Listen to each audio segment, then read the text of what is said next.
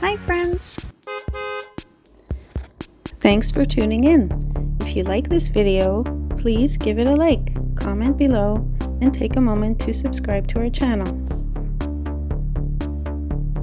Salmon River is a community located in Colchester County in central Nova Scotia, just west of the town of Truro. The area follows the Salmon River Valley and forms part of the larger Truro region with strong connections to nearby communities through transportation, business, and recreation. Salmon River is known for its mix of residential development, farmland, local businesses, and natural scenery shaped by rivers, forests, and rolling hills.